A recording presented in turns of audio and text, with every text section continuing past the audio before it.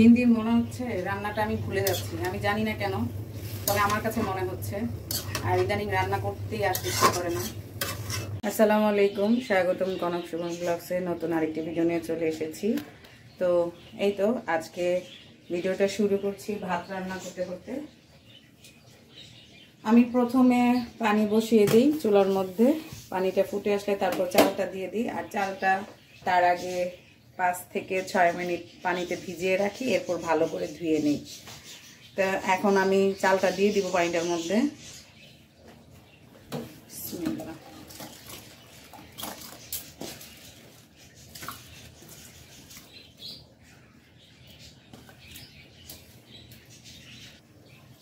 তো আজকে ভাত রান্না করার পর তারপর আর কি তরকারিটা রান্না করব।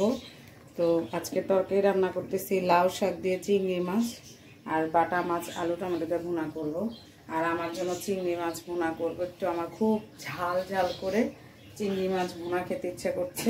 তো সেটা আর কি আমার জন্য করব, কারণ আমি দুপুরে যেহেতু একা খাচ্ছি। তো এই তো রান্না করব, চলুন দেখবেন। তো এখানে কিন্তু আমি সব কিছু গুছিয়ে নিয়েছি। এই যে এখানে চিংড়ি মাছ, দেশি চিংড়ি, এটা সেদিন আমার ভাবিকে দিয়ে আনাইছিলাম কিনে 8 কেজি। তো আপা সব কেটে দিয়ে গিয়েছে। এখান থেকে আমি কিছুটা ধুয়ে রেখে দিব, কিছুটা রান্না করব। এই যে বাটা মাছও ধুয়ে রেখেছি, এখন জাস্ট হালকা একটা ধোয়া দিয়ে রান্না করে নিব। এই যে লাউ শাক আর এই যে বাটা মাছে আলু টমেটো দিব, সেগুলো আর পেঁয়াজ কুচি মরিচ কাটা। তো এই তো এখন রান্না করতে চলে যাব, চলুন। তো প্রথমে আমি শাকটা বসাবো, যেটা চিংড়ি দিয়ে লাউ শাকটা রান্না করব সেটা আগে বসাবো।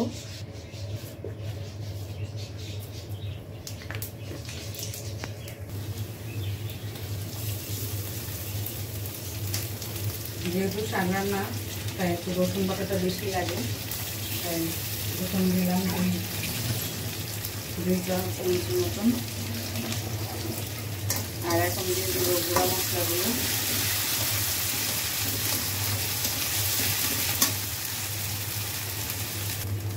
হলুদের গুঁড়া, মরিচের গুঁড়া, লবণ দিয়ে দিয়েছি।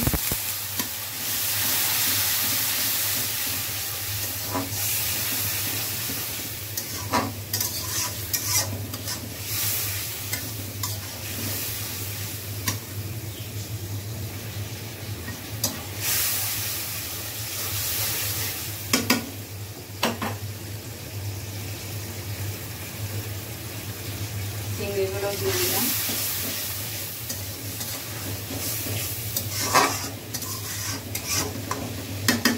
দিব একটু সামান্য পরিমাণ জিরা গুঁড়া।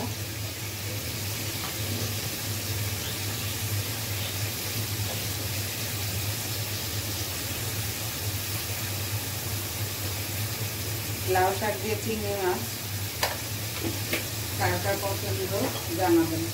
আমার বর তো লাউ শাকটা ভাজি পছন্দ করে, আবার আমি এই চিংড়ি মাছ দিয়ে লাউ শাক রান্না করলে আমার আবার অনেক ভালো লাগে।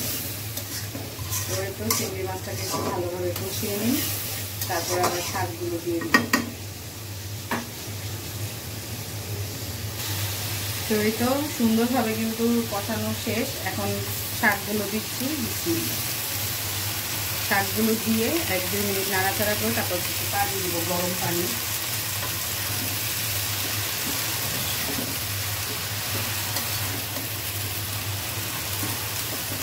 দিন দিন মনে হচ্ছে রান্নাটা আমি ভুলে যাচ্ছি, আমি জানি না কেন, তবে আমার কাছে মনে হচ্ছে। আর ইদানিং রান্না করতেই আসতে ইচ্ছে করে না।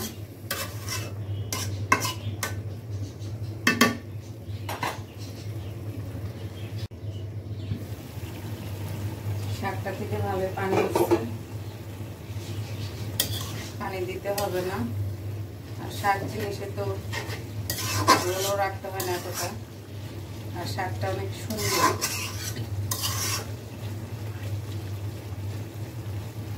আচ্ছা, আমি সিদ্ধ হয়ে গেছি।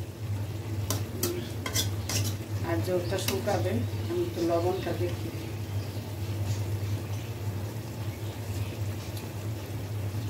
পারফেক্ট, অনেক মজা হয়েছে। এখন বলতেছি কারণ আমার আসলে এই শাক, চিংড়ি মাছ দিয়ে লাউ শাক আমার খুব পছন্দ।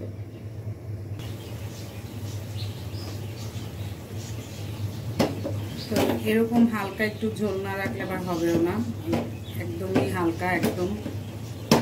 এটা ঠান্ডা হওয়ার পর শাকটা দেখা যাচ্ছে ঝোলটা টেনে নেবে।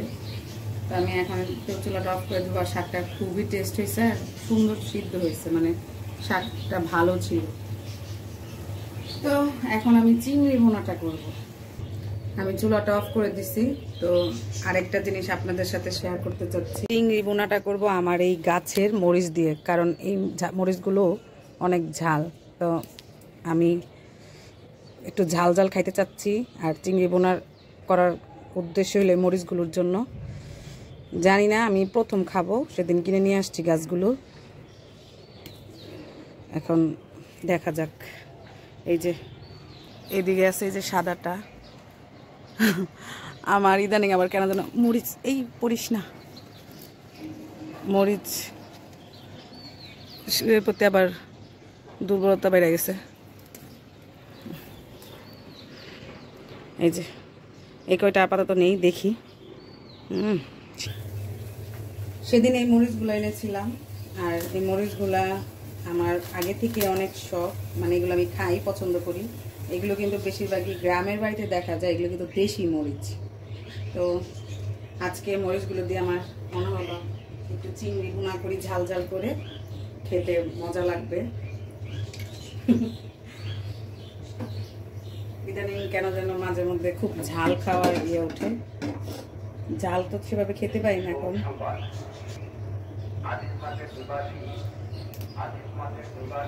জানাজা 5 সময় চালিয়ে দেওয়া হবে। একটি শোক সংবাদ, আজ বেলা 2 ঘটিকার সময় ইন্তেকাল করিয়াছেন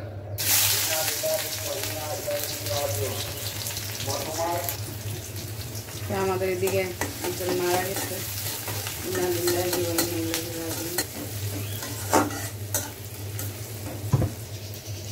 মরিচগুলো প্রচুর ঝাল, কাটলাম।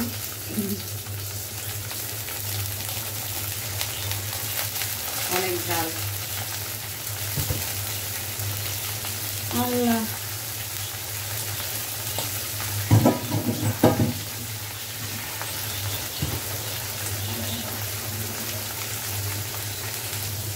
দিয়ে দিচ্ছি লবণ, হলুদের গুঁড়া, মরিচের গুঁড়া,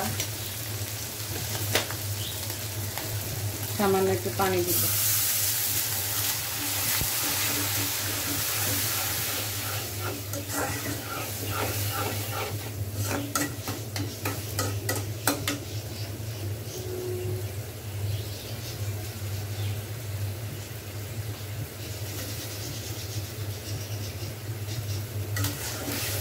তিনটা মরিচ দিলাম, যদি আবার বেশি ঝাল হয়ে যায় তাহলে আবার খেতে পারবো না।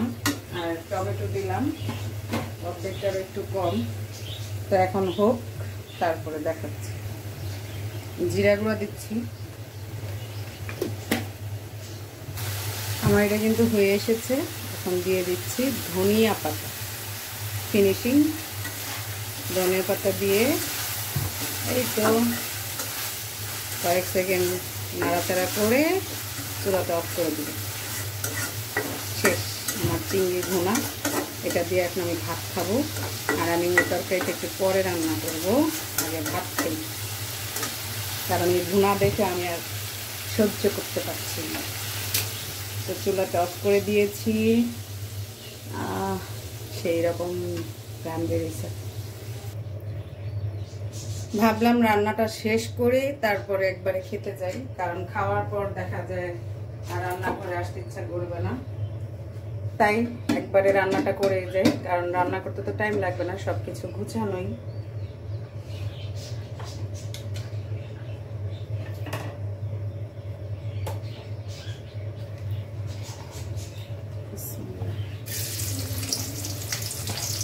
পেঁয়াজ একটু কম হয়ে গেল,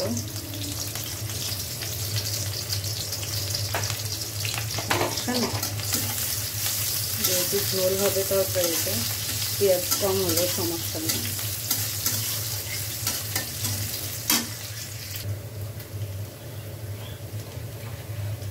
এখানে রসুন, হলুদ, মরিচ জিরা গুঁড়া সব দিয়ে দিলাম।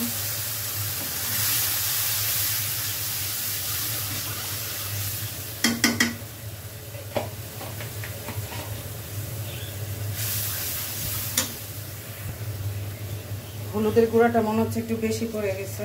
বিসমিল্লাহ। মাছগুলো কষায় নিব, নিয়ে উঠায় তারপরে আলু টমেটোটা দিব।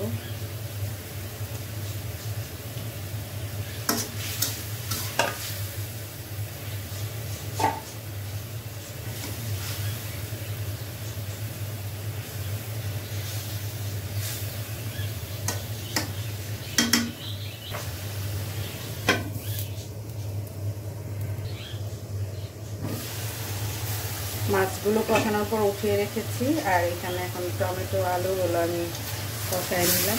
একটু পানি দিয়ে দিব, এটা মাখা মাখা ঝোল রাখবো আর কি। তো এখানে গরম পানি দিয়ে দিচ্ছি।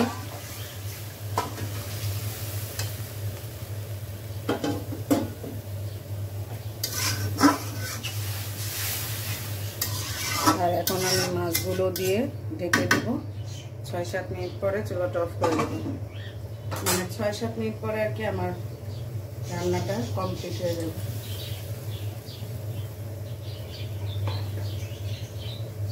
তো এদিকে আমার রান্নাটা হচ্ছে হোক, আর এদিকে যে আমি আমার ভাত বেড়ে নিয়েছি, যেহেতু একটু ঠান্ডা হবে সেই জন্য। তো এখানে শাকের তরকারি নিয়েছি আর চিংড়ি ভুনা। আমার এই দুটা দিয়ে এখন দুপুরে খাওয়া হয়ে যাবে, আমার মাছের তরকারি এখন লাগবে না।